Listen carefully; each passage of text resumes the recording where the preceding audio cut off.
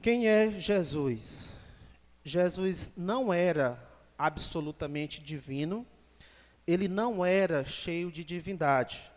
Jesus, preste bem atenção, é o primeiro e mais elevado dos seres criados. Jesus é o primeiro e mais elevado dos seres criados. Resumindo, Jesus não é Deus.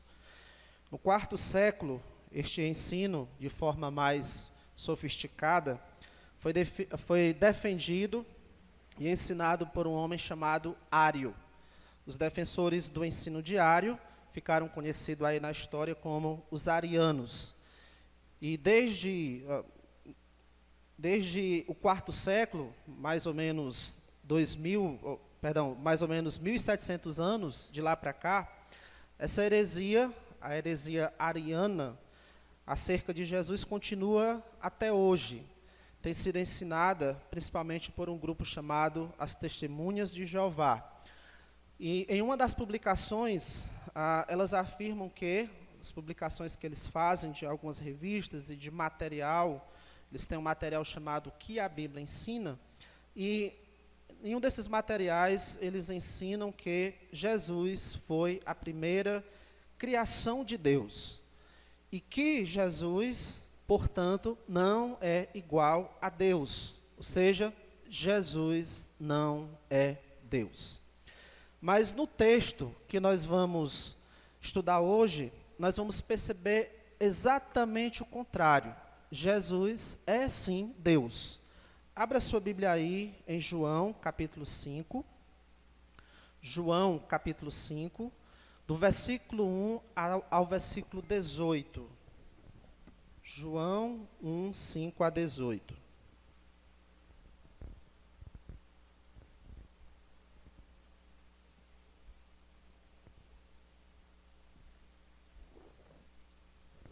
João, capítulo 5, versículo 1 ao 18, diz assim a palavra do Senhor.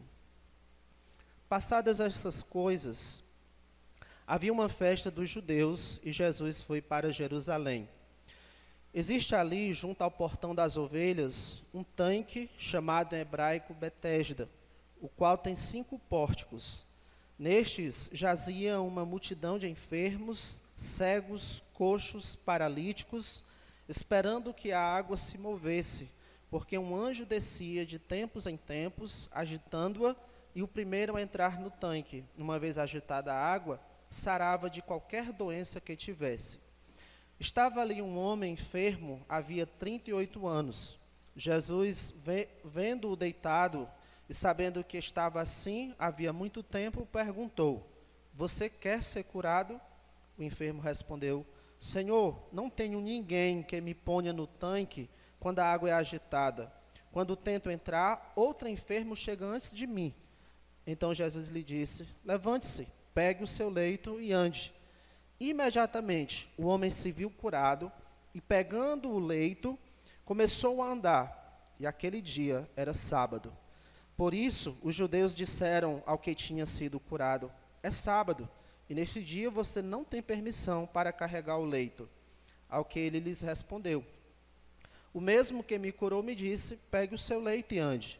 Perguntaram-lhe: Quem é o homem que disse a você: Pegue o seu leito e ande? Aquele que tinha sido curado não soube responder, porque Jesus tinha se retirado por haver muita gente naquele lugar. Mais tarde, Jesus o encontrou no templo e lhe disse: Olhe, você foi curado, não peques mais, para que não lhe aconteça coisa pior. O homem se retirou e disse aos judeus que tinha sido Jesus quem o havia curado. E por isso os judeus perseguiam Jesus porque fazia essas coisas no sábado. Mas Jesus lhes disse: Meu Pai trabalha até agora e eu trabalho também. Por isso os judeus cada vez mais queriam matá-lo, porque além de desrespeitar o sábado, também dizia que Deus era seu próprio Pai, fazendo-se igual a Deus. Nós estamos aqui no terceiro milagre de Jesus, relatado aqui no Evangelho de João. Não é o terceiro milagre que Jesus realizou, o terceiro milagre que João relatou aqui no seu Evangelho. Eu gostaria de lembrar aqui umas palavras de um teólogo que eu já disse em uma pregação anterior, acerca dos milagres ou dos sinais. Sinais são manifestações de poder que apontam para além de si mesmos, para realidades mais profundas. Os sinais, que é como João se refere aos milagres de Jesus, são manifestações de poder que apontam para além de si mesmos, para realidades mais profundas. Se você for olhar com cuidado aqui o livro de João, os milagres que ele relatou, você vai perceber que geralmente os milagres eles abriam oportunidades para que se fosse falado alguma verdade acerca de Jesus. Os milagres davam oportunidade para que fosse ensinado algo mais importante do que os milagres, alguma verdade sobre Jesus. Por isso que geralmente, se você for observar, depois ou antes de algum milagre, tem ou algum discurso ou algum diálogo de Jesus, onde ele vai ensinar algumas verdades acerca dele ou do seu ministério. Por exemplo, aqui no capítulo 5, a partir do versículo 17, isso vai acontecer. Lá no capítulo 6, também vai acontecer isso. Capítulo 9, isso também vai acontecer. No capítulo 11, também você vai perceber que ali em torno de um milagre, há algum discurso de Jesus Cristo apontando alguma verdade sobre ele. Então a gente vai perceber com clareza que essas manifestações de poder, ou seja, os milagres, os sinais realizados por Jesus, apontavam para realidades mais profundas, para realidades mais importantes do que os próprios milagres, que eram as verdades acerca de Jesus. Então, a gente tendo isso em mente, não é o nosso objetivo aqui se prender nos detalhes dos milagres, mas destacar a verdade para a qual o milagre está nos chamando a atenção. Não é, como eu disse, não é aqui para a gente se agarrar à placa, é para nós seguirmos a direção que a placa está indicando. Então, os milagres são as placas e nós precisamos seguir em frente na direção que a placa indica. Na nossa última mensagem, estudando o segundo milagre relatado aqui em João, nós destacamos então que mais importante do que os milagres que Jesus fazia era a sua mensagem. Nós vimos o exemplo dos samaritanos no capítulo 4, que diferente dos judeus, eles creram na mensagem de Jesus, sem a necessidade de ver qualquer sinal da parte de Jesus. E a crítica de Jesus em relação aos judeus, lá no capítulo 4, versículo 48, é esta: se vocês não virem sinais e prodígios, de modo nenhum crerão. E um pouco antes, os samaritanos tinham crido em Jesus somente na sua palavra, sem a necessidade de qualquer sinal. Nós vimos também que nesse início de ministério de Jesus, havia uma aceitação superficial dos judeus em relação a Jesus. Eles estavam prontos para aceitar o que Jesus podia oferecer, os milagres de Jesus, mas não dispostos a acatar a mensagem e nem a pessoa de Jesus. E como eles não aceitavam a mensagem nem a pessoa de Jesus, então ia chegar o tempo em que eles não iriam aceitar nem mesmo os milagres de Jesus. E é isso que começa a acontecer aqui, a partir desse terceiro milagre, em João 5. A partir desse milagre, aquela rejeição que já estava ali semeada no coração, germinando no coração, aquela rejeição que estava guardada lá no coração, agora vai começar a se manifestar, a se apresentar. Lembrando que o objetivo para João ter escrito esses milagres de Jesus, apresentado isso aqui para nós, é para que a gente possa crer que Jesus é o Filho de Deus, Jesus é o Cristo, o Filho de Deus, e para que, chegando a esse entendimento, chegando a crer dessa maneira, então a gente possa ter a vida eterna. Os milagres vão nos conduzir nessa direção. Então esse terceiro milagre aqui, ele vai abrir portas para que a gente possa compreender alguma verdade acerca de Jesus Cristo, para que a gente acredite nessa verdade acerca de Cristo e, então, tenha a vida eterna. E a verdade que eu quero destacar hoje aqui acerca de Jesus, o que nós podemos aprender do discurso de Jesus aqui, é que Jesus tem as qualidades e autoridade de Deus. Jesus tem autoridade e a autoridade de Deus, e a única conclusão disso é que Jesus é Deus. Mas antes de nós caminharmos para essa verdade, só fazer aqui algumas observações acerca do milagre em si. Versículo 1, capítulo 5, versículo 1. Passadas essas coisas, havia uma festa dos judeus e Jesus foi para Jerusalém. Se você for voltar no capítulo 2, primeiro sinal, Jesus estava lá em uma festa de casamento em Caná da Galileia.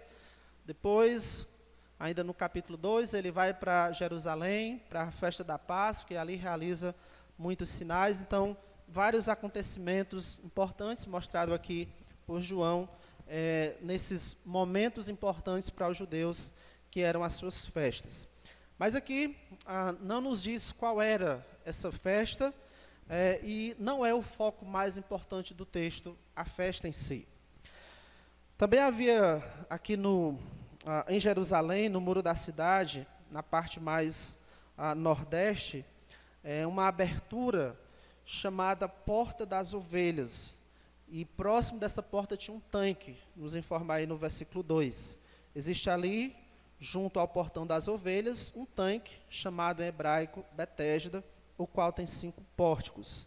Esse tanque ficava debaixo de uma cobertura, então as pessoas que estariam ali, elas estariam na sombra.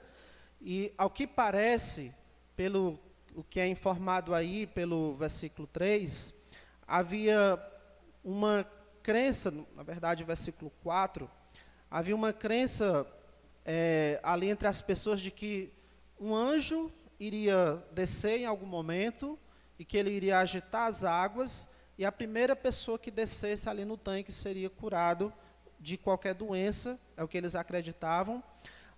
Mas, no mínimo, que nós podemos entender daí, ou destacar daí, de acordo com alguns historiadores, é que aquelas águas, elas tinham alguma propriedade medicinal. As pessoas poderiam se tratar de alguma maneira com aquelas águas, possivelmente águas térmicas e intermitentes, que trariam, sim, algum tratamento medicinal. Então, o fato é que se tinha esse entendimento, que o tanque ali poderia tratar de alguma doença. Então, era um lugar que atraía os enfermos de todos os tipos de doença, e eles estavam ali aguardando essa agitação das águas com o intuito de ser curado. Versículo 3. Neste jazia uma multidão de enfermos, cegos, coxos e paralíticos, mas aqui ainda não é o foco importante do texto, o local onde as coisas estavam acontecendo. João, ele vai destacar aqui para nós, dentre aquela multidão, uma pessoa, um homem. No versículo 5, ele diz: estava ali um homem enfermo, havia 38 anos. Não diz quem era o homem, não diz qual era a doença dele, apenas o tempo em que ele estava doente, 38 anos. Possivelmente essa doença era resultado de algum pecado, porque ele foi curado, Jesus vai curar ele, e depois, quando Jesus reencontra com ele, no versículo 14, diz assim: mais tarde, Jesus o encontrou no templo e lhe disse: olhe, você foi curado, não peque mais, para que não lhe aconteça coisa pior. Possivelmente, ele estava doente esse tempo todo, alguma doença, resultado aí de algum pecado, e Jesus alertou ele para ele não pecar de novo, para não acontecer coisa pior.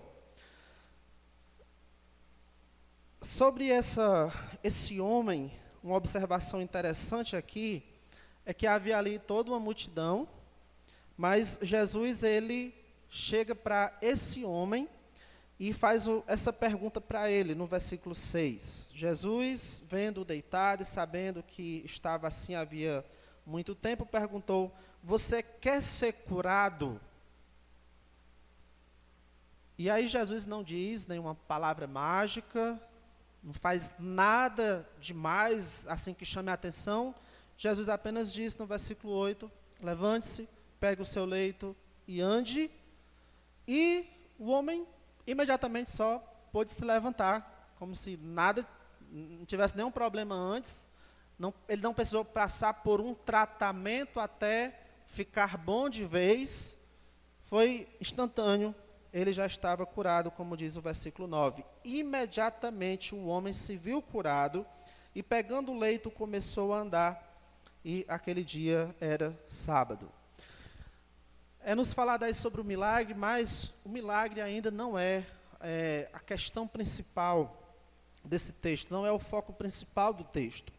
No versículo 9, final do versículo 9, João vai trazer uma informação para nós que vai desencadear o restante da história.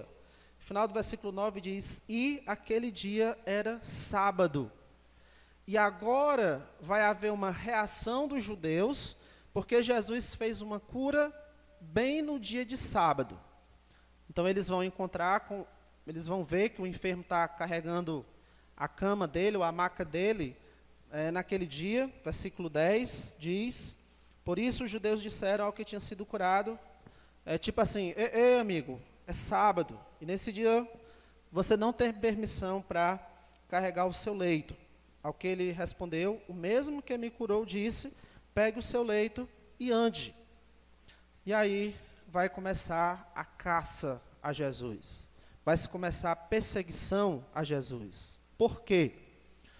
Porque os líderes judeus, eles tinham criado umas tradições, umas regras, e o objetivo dessas regras era ajudar as pessoas a obedecer os mandamentos de Deus. Na verdade, o objetivo era fazer com que as pessoas não transgredissem os mandamentos de Deus.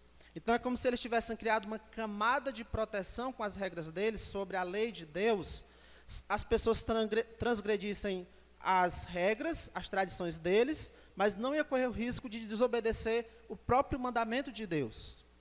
Só que o problema é que eles elevaram essas regras, essas tradições, ao patamar de importância do mandamento do próprio Deus. Então, se alguém transgredia essas regras, eles ficavam ofendidos com isso e perseguiam quem tivesse transgredido algumas dessas regras. Um exemplo disso, em uma certa ocasião, eles chegam para Jesus e diz, lá em Mateus 15, por que os seus discípulos transgridem a tradição dos anciãos? E na ocasião lá é porque os discípulos estavam comendo sem lavar as mãos. E aí Jesus responde, por que também vocês transgridem o mandamento de Deus por causa da tradição de vocês? Por que vocês transgridem o mandamento de Deus por estarem dando preferência às regras de vocês? E enfim, Jesus diz para eles, lá em Mateus 15:6, vocês invalidam a palavra de Deus por causa da tradição de vocês. E esse é o problema aqui. Os judeus não estão gostando de Jesus estar agindo contrário às suas regras, contrário às suas tradições, que eles tinham estabelecido com cerca à guarda do sábado. E aí eles estão perseguindo Jesus, não porque Jesus está transgredindo o sábado, o mandamento de Deus, mas as regras que eles tinham estabelecido quanto ao sábado. Mas como é que Jesus responde a tudo isso? A partir do versículo 17, nós temos um dos discursos mais importantes das Escrituras, um discurso que é rico de verdades sobre Jesus, cristologia pura, doutrina sobre Cristo. E é aqui que nós chegamos ao foco principal do texto. Jesus, ele vai defender a sua divindade. Aqui nós aprendemos que Jesus tem as qualidades e autoridade de Deus, e a única conclusão disso é que Jesus é Deus. Diante dessa perseguição dos judeus, Jesus ele vai fazer uma declaração que aumenta ainda mais a hostilidade dos judeus contra ele. Eles já estão com o pé atrás com Jesus, porque curou no dia de sábado, na verdade já com um certo ódio contra Jesus, mas esse ódio vai aumentar ainda mais por causa de uma declaração que Jesus vai fazer. Versículo 17. Mas Jesus lhes disse: meu pai trabalha até agora e eu trabalho também. Como é que os judeus compreenderam essas palavras de Jesus? Versículo 18. Por isso, os judeus cada vez mais queriam matá-lo, porque além de desrespeitar o sábado, também dizia que Deus era o seu próprio pai, fazendo-se igual a Deus. Se você fosse um daqueles judeus, ouvindo essas palavras de Jesus, você estaria pensando: que cara atrevido.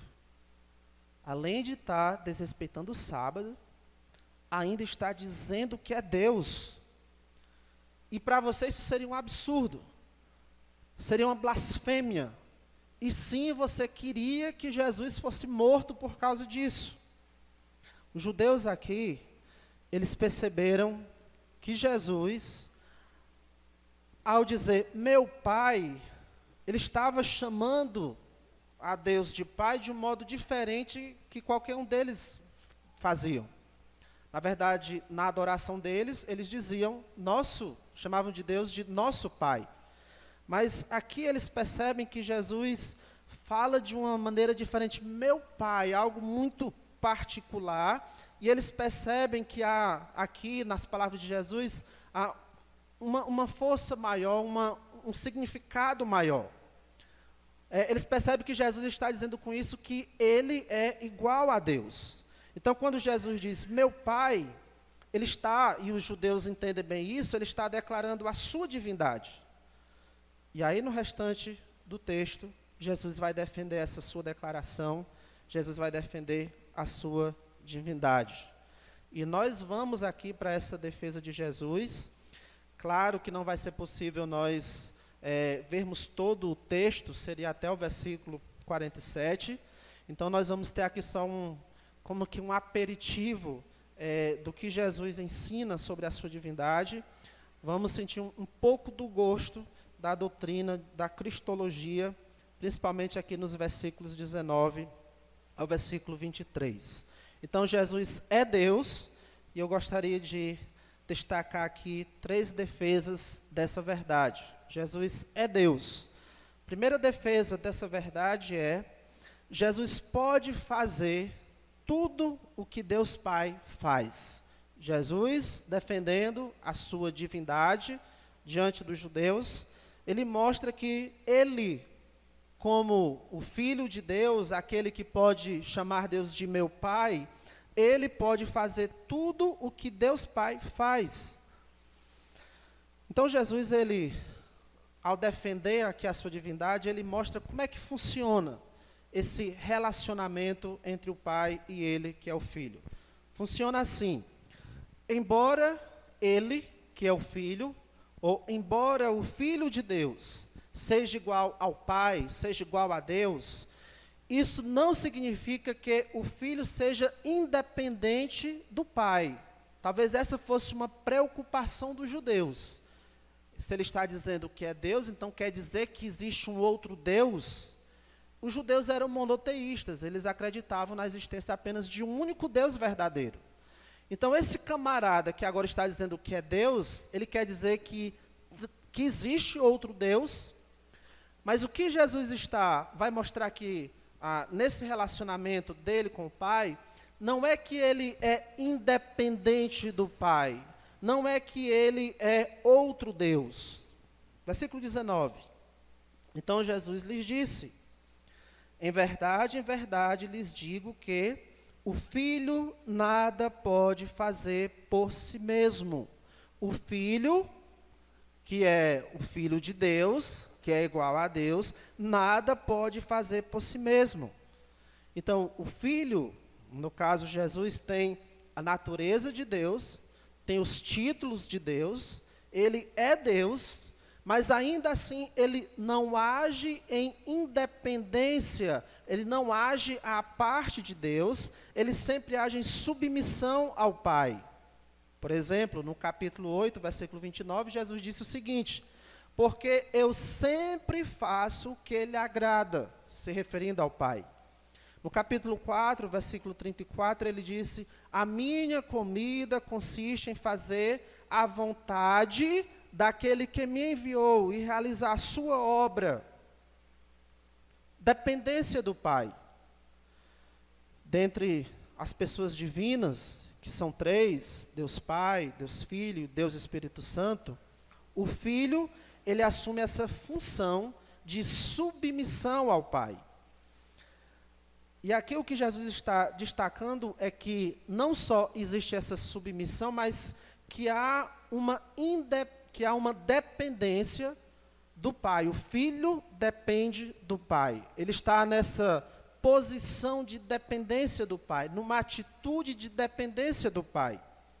No versículo 19, de novo, em verdade lhes digo, que o Filho nada pode fazer por si mesmo, senão somente aquilo que vê o Pai fazer.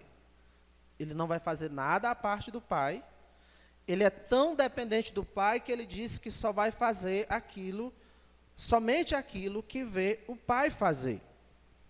Lá no capítulo 14, versículo 10, Jesus diz assim: as palavras que eu digo a vocês, não as digo por mim mesmo, mas o Pai que permanece em mim faz as suas obras. Até mesmo as palavras, o ensinamento, o discurso de Jesus era dependente do Pai. O Filho depende do Pai. A existência dessa dependência mostra, na verdade, a harmonia que existe entre essas pessoas, entre o Pai e o Filho. A ideia de que o Filho é dependente do Pai não é que o Filho seja inferior ao Pai, não é que o Filho, de alguma forma, o pai seja mais importante do que o Filho, não é isso, mas o que mostra é que há uma unidade entre essas pessoas, há uma harmonia entre eles, há um relacionamento harmonioso entre eles, então existe uma codependência um do outro. Porque se Jesus fosse inferior ao Pai, ele não seria igual a Deus. E os argumentos aqui de Jesus não iriam valer. O que Jesus está defendendo aqui é o oposto. Sim, ele é igual a Deus. Ele é Deus. E aí no versículo 19, traz uma prova mais cabal disso. No final do versículo 19, ele diz: porque tudo o que este fizer, ou seja, o Pai, né, ele diz no versículo 19 que o Filho nada pode fazer por si mesmo, senão somente aquilo que vê o Pai fazer, porque tudo o que este fizer, o Filho também faz. Alguém disse assim: alguém que pode fazer o que o Pai faz, deve ser tão grande quanto o Pai e tão divino quanto Ele. Jesus é o Filho, dependente do Pai, existe essa dependência nesse relacionamento Pai-Filho, mas Ele pode fazer tudo o que o Pai faz. É ou não é uma prova de que o Filho também é Deus? É ou não é uma prova de que o Filho é tão poderoso quanto o Pai é poderoso? Ele pode fazer tudo que Deus Pai pode fazer. Mas deixe-me ir aqui para o segundo argumento de Jesus. Primeiro, o Filho pode fazer tudo que o Pai faz. O segundo argumento é que existe amor mútuo entre o Pai e o Filho. Nesse relacionamento, existe amor mútuo entre o Pai e o Filho. O Pai ama o Filho ama o Pai. Nós vamos perceber de que maneira isso mostra que Jesus é Deus. Então, observe bem. Primeiro, o Filho só faz aquilo que o Pai faz. Mas para isso, para o Filho fazer o que o Pai faz, o Pai precisa mostrar o que é que Ele faz. E aí uma pergunta aqui é: mas por que o Pai mostraria ao Filho o que Ele faz? Versículo 20.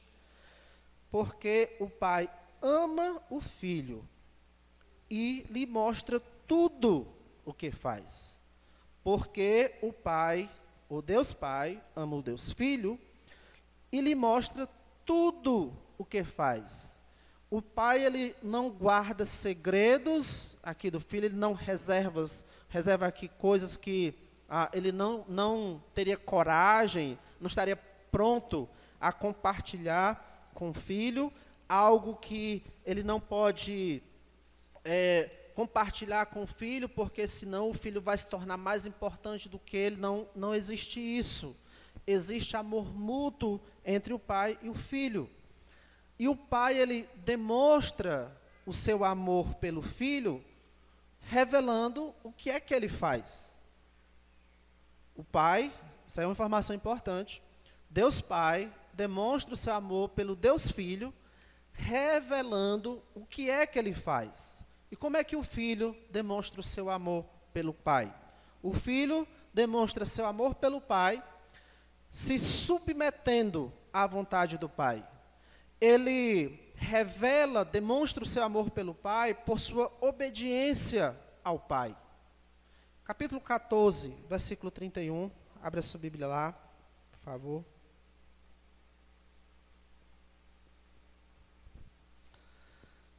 Capítulo 14, versículo 31.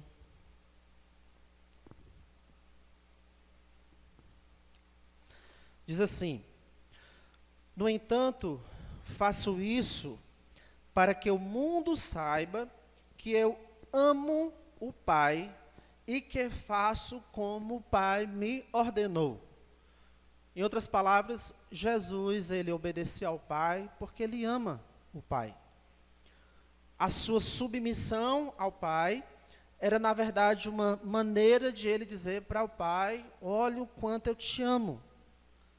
E tendo aqui essa obediência do Filho em mente, essa maneira de o Filho expressar o seu amor pelo Pai, nós podemos dizer que, e é com base no que a Bíblia diz, que a obediência do Filho, na prática, a obediência do Filho, na verdade, é fazer aquilo que o Pai faz. Ou seja, na obediência, o Filho pratica as obras do Pai, de maneira que essa obediência do Filho, na verdade, reflete o Pai, reflete o próprio Deus. Então, Jesus, na sua atitude de obediência ao Pai, ele está comunicando para as pessoas, revelando para as pessoas o seu Pai, o próprio Deus. João 1,18 diz: ninguém jamais viu a Deus, o Deus unigênito, isso é uma referência ao Filho, o Deus unigênito que está junto do Pai é quem o revelou. Você nunca viu a Deus, mas é possível ver a Deus através da obediência de Jesus Cristo. Cristo revela o Pai, revela a Deus para nós, por meio da sua obediência. Lá no capítulo 14, versículo 9, Jesus diz assim: quem vê a mim, vê o Pai. Um dos discípulos pediu a ele: Senhor, mostra-nos o Pai. E ele disse: há tanto tempo, acho que era Filipe, há tanto tempo eu estou com vocês e vocês ainda não entenderam. Quem vê a mim, vê o Pai. Como é que você diz, mostra-nos o Pai? Então Jesus, por meio da sua obediência, ele revela o Pai, revela a natureza, o caráter do Pai, e ele faz isso, porque ele ama o Pai. E como ele faz ele exerce essa obediência de forma perfeita, isso significa que Jesus, ele revela o seu Pai de forma perfeita, de forma exata. E aí a conclusão que nós chegamos é que se Jesus consegue revelar a Deus Pai de forma exata, perfeita, é porque ele é Deus, assim como o Pai é. Essa existência de amor mútuo entre Deus Filho e Deus Pai é demonstrado na maneira como cada um vai expressar esse amor pelo outro. O Pai em se revelar ao Filho, em se dar a conhecer mais ao Filho, mostrando o que ele faz, e o Filho em obediência revelando ao Pai, na ideia de como se ele estivesse copiando o Pai para que outros pudessem conhecer o Pai. Então, quando Jesus disse para os judeus, meu Pai, e eles entenderam, ele está se igualando a Deus, talvez os judeus tenham visto Jesus como um rival de Deus. Quer dizer, que ele está dizendo que é outro Deus, mas na verdade Jesus estava comunicando, como disse lá o autor de Hebreus, o Filho que é o resplendor da glória de Deus e a expressão exata do seu ser. Jesus é só uma expressão exata do ser de Deus, uma manifestação exata do ser de Deus. E ele faz essa manifestação de Deus porque ele ama o seu Pai. E ele é essa manifestação exata porque ele é Deus. Ninguém que não é Deus, melhor dizendo, qualquer pessoa que não é Deus, não tem como expressar de forma exata, apresentar de forma exata o próprio Deus. Somente alguém que é Deus pode refletir o próprio Deus. E Jesus Cristo é esse, o Filho de Deus, que pode expressar com exatidão a Deus. Nossa terceira defesa aqui apresentada por Jesus. Jesus ele tem a autoridade e os mesmos direitos do Pai. Ele pode fazer tudo o que o Pai faz. Existe um amor mútuo entre o Pai e o Filho, e a maneira como cada um expressa esse amor, no caso, a maneira como Jesus expressa esse amor pelo Pai mostra que ele é Deus. E, por último, Jesus tem a autoridade e os mesmos direitos do Pai. Aqui no versículo 21 de João 5, nós temos um exemplo de algo que Jesus faz, que é uma obra do Pai.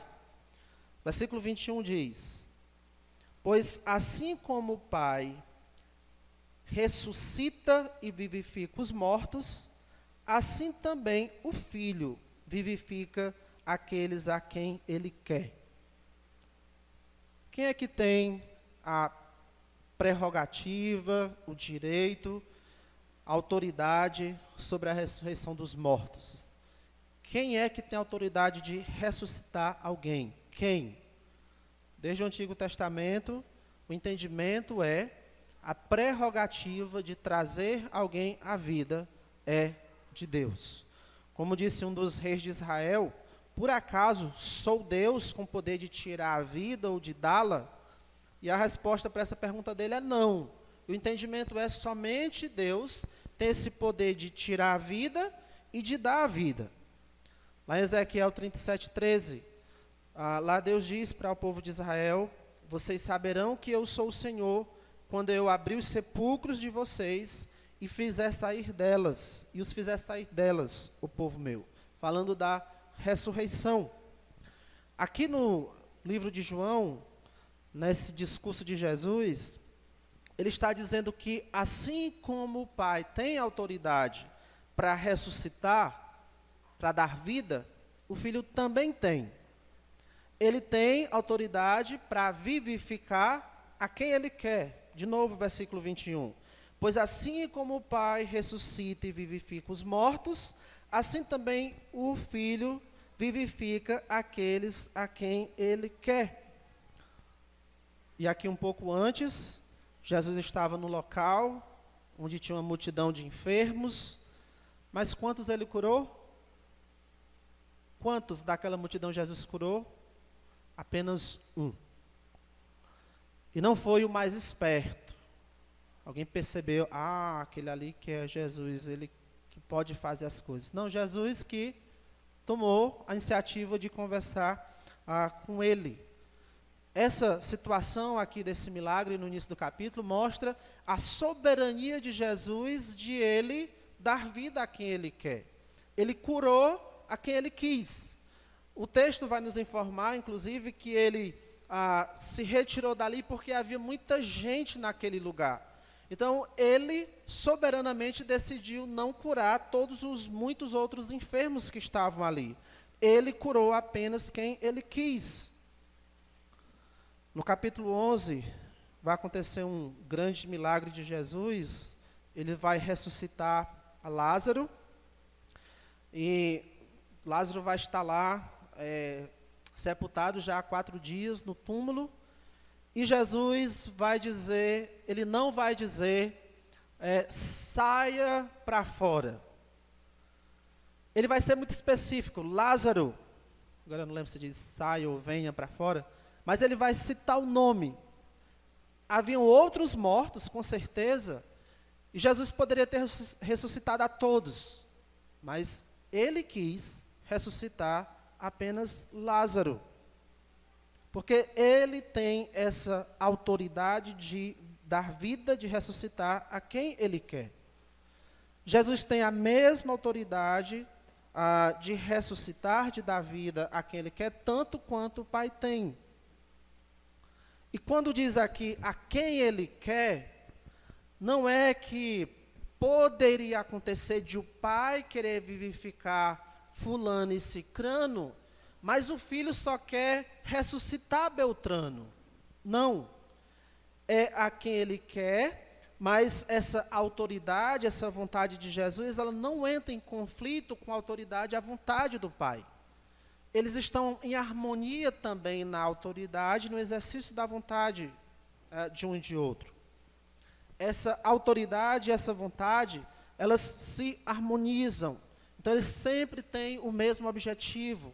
Estão sempre dispostos a estabelecer os mesmos planos, executar os mesmos planos.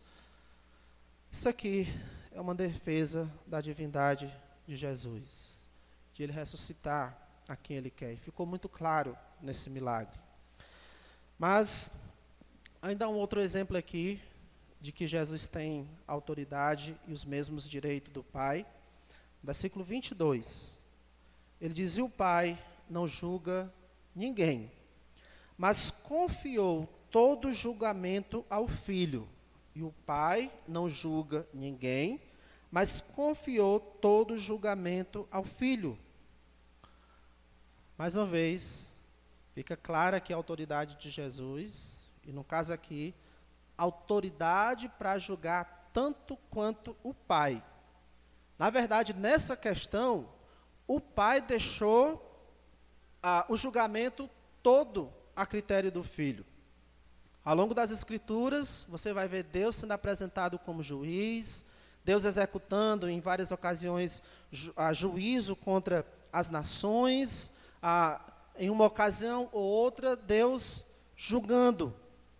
Mas, no fim das eras, haverá um julgamento final, o último. E todos serão julgados. Esse julgamento final está relatado lá em Apocalipse, capítulo 20, do versículo 11 ao versículo 15. E o texto é muito claro que todos, os grandes e pequenos, isso para se referir aos ricos, aos pobres, os que têm um grande status diante da sociedade, aqueles que têm um pequeno status, enfim, não importa a classe a que você pertença, todos os grandes e pequenos serão julgados. Quem já tiver morrido não vai escapar desse julgamento, vão ressuscitar e vão participar desse julgamento. Lá em Apocalipse 20, no versículo 3, diz que um por um será julgado. Então, cada um terá a sua vez, você terá a sua vez diante desse julgamento final. E todos os que participarem desse julgamento serão lançados no lago de fogo. E no lago de fogo, diz Apocalipse 20, os que estão lá serão atormentados de dia e de noite para todo o sempre. E Jesus que vai executar esse juízo, que vai administrar esse julgamento. Mas antes de nós continuarmos, deixe-me lhe dizer que há uma grande boa notícia para nós. Sabe qual é? É possível você escapar desse julgamento final. É possível você não ser um desses que vai estar diante de Cristo no julgamento final. É possível você ser um que não vai para ser lançado no lago de fogo, para ser atormentado de dia e de noite para sempre. Sabe como? Olha o versículo 24. de João 5. Em verdade, vamos ler desde o versículo 22. E o Pai não julga ninguém, mas confiou todo o julgamento ao Filho, para que todos honrem o Filho, assim como honra o Pai. Quem não honra o Filho, não honra o Pai que o enviou. Em verdade lhes digo, quem ouve a minha palavra e crê naquele que me enviou, tem a vida eterna. Não entra em juízo, mas passou da morte para a vida. Quem ouve a minha palavra e crê naquele que me enviou, tem a vida eterna. Sabe o que significa não entra em juízo? Não será condenado. O crente não participará do julgamento final. Pessoal, isso é uma maravilha. O crente não participará do julgamento final. O crente não está presente ali no relato de Apocalipse 20, 11 a 15. Aquele que crê que Jesus é o Filho de Deus e confia nele como seu Salvador, será perdoado antes do julgamento final. Para o crente não é necessário aguardar o julgamento final, porque ele antes já experimenta a salvação, já experimenta a vida eterna, e ele experimenta desde o dia em que ele confia em Jesus como seu Salvador. Quem ouve a minha palavra, Jesus diz, e crê naquele que me enviou, já tem a vida eterna. Não entra em juízo, não vai ser condenado, mas passou da morte para a vida. É isso que Jesus diz. É assim que nós podemos escapar do julgamento final. O Filho vai julgar, mas antes, ele vai dar vida a quem ele quer. E aqueles a quem ele quer dar vida, há um grupo seleto, aqueles que creem nele. Versículo 25. Em verdade lhes digo, que vem a hora, e já chegou, que os mortos ouvirão a voz do Filho, e os que a ouvirem, viverão. Voltando aqui ao nosso assunto de antes, sobre o fato de que Deus, Pai, confiou a Jesus o julgamento final. Por que Deus fez isso? Porque Deus confiou ao Filho a autoridade para julgar. Por quê? A razão de Deus confiar ao Filho essa autoridade para julgar só deixa ainda mais claro que o Filho é de fato Deus. Versículo 22. E o Pai não julga ninguém, mas confiou todo o julgamento ao Filho. Razão, objetivo, propósito, finalidade. Porque o Pai confia todo o julgamento ao Filho, versículo 23, para que todos honrem o Filho assim como honram o Pai. Para que todos honrem o Filho assim como honram o Pai. Deus quer que o seu Filho seja honrado da mesma maneira que ele, o Pai. Ou seja, Jesus é digno da mesma honra, da mesma adoração, do mesmo respeito, da mesma reverência que o Pai é digno. E aqui a gente percebe ainda mais harmonia entre o Pai e o Filho, ainda mais unicidade entre o Pai e o Filho, porque Deus, lá no Antigo Testamento, ele disse, lá em Isaías 42, 8, não darei a mais ninguém a minha glória. Ele diz lá em Isaías 48, 11, não darei a mais ninguém a minha glória. Então, que história é essa aqui de que ele quer que o Filho seja honrado da mesma maneira que ele? Quando o Pai busca que o Filho seja glorificado como ele é, não é que ele está dividindo a sua glória com o Filho. Não é que ele está dizendo, eu quero dar um pouco do que eu recebo, da minha glória e da minha honra para o Filho. Não é isso. Na verdade, aqui entre o Pai e o Filho, existe uma harmonia tal que um não é glorificado se o outro não é glorificado. Deus não é glorificado, Deus o Pai não é glorificado se o Filho não é glorificado. O Pai não é honrado se o Filho não é honrado. Final do versículo 23, Quem não honra o filho, não honra o pai. Quem não honra o filho, não honra o pai. Claro, né? Nós precisamos tratar Jesus como Deus, porque Ele é Deus. E Deus Pai só é honrado quando o Deus Filho é honrado. A gente vê isso aqui nas Escrituras. O Filho buscando a honra e a glória do Pai, e o Pai buscando a honra e a glória do Filho. O Filho não é honrado se o Pai não é glorificado, e o Pai não é glorificado se o Filho não é honrado. É uma harmonia, uma união que não dá para a gente entender, mas é que é fato. Então, a quem é que nós temos que honrar? É o Pai, é o Filho, é o Espírito? Ora, vamos cantar Santo, Santo, Santo. Vamos dizer glória ao Pai, glória ao Filho e glória ao Espírito. Honrando um, nós vamos honrar a todos. Então, precisamos honrar a Deus Pai, e os outros serão glorificados também. Precisamos honrar o Deus Filho, e os outros vão ser glorificados também. Precisamos honrar o Deus Espírito, e os outros vão ser glorificados também. Mas uma atenção maior no Novo Testamento, nesta era da igreja, para Jesus Cristo. Jesus mostrando aqui que o Filho precisa ser honrado para o Pai ser honrado. Quando o Espírito Santo vem, exerceu o seu ministério, Jesus disse que ele iria guiar o seu povo para que o seu povo glorificasse a Jesus. Esse é o ministério do Espírito Santo, nos levar a glorificar Jesus, que isso, enfim, vai resultar em glória a Deus Pai, ou a Deus como um todo. Filipenses, capítulo 2.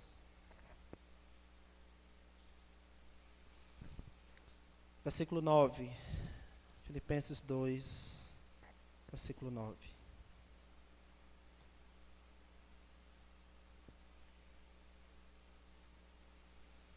Filipenses 2 e 9,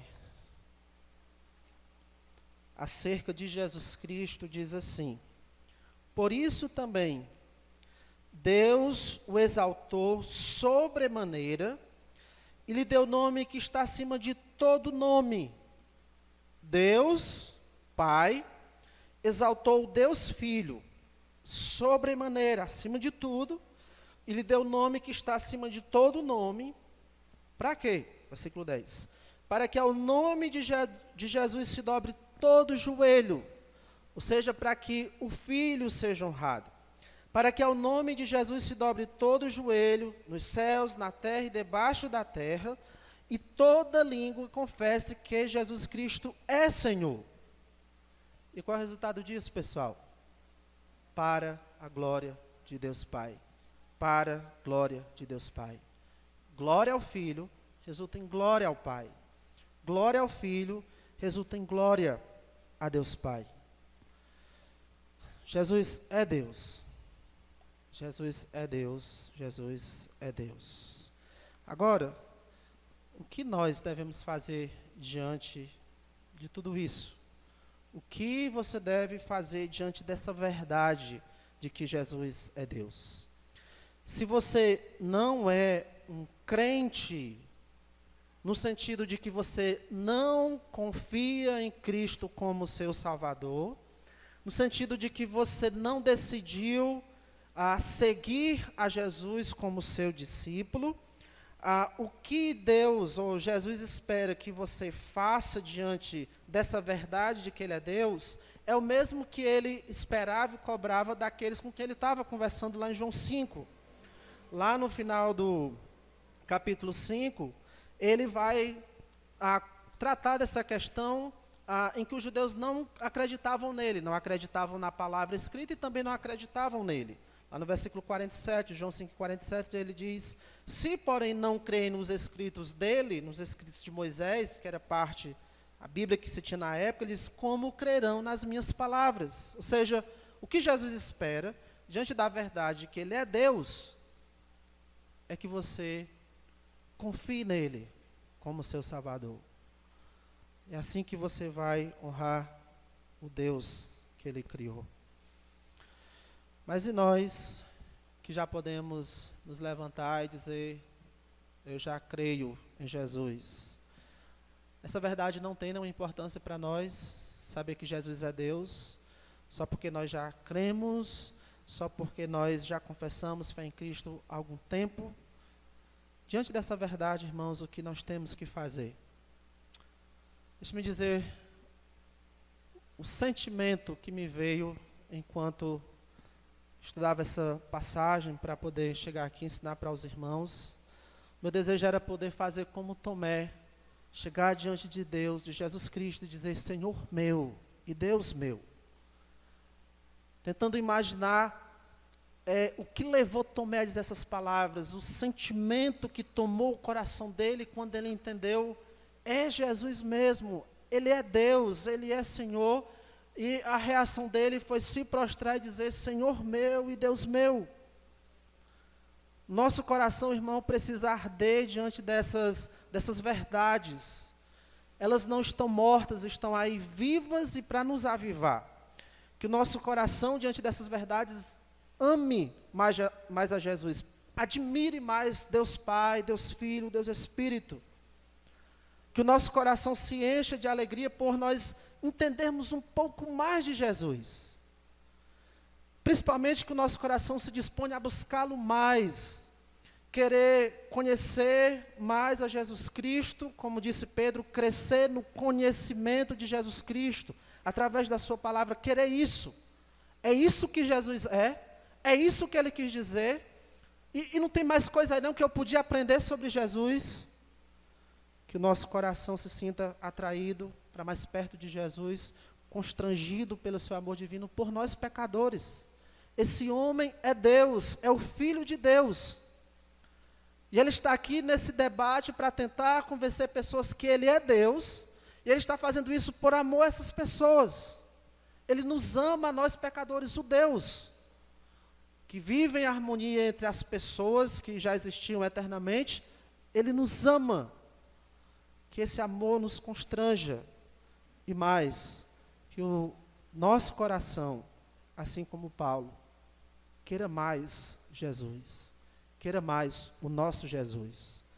Quero terminar com Filipenses 3.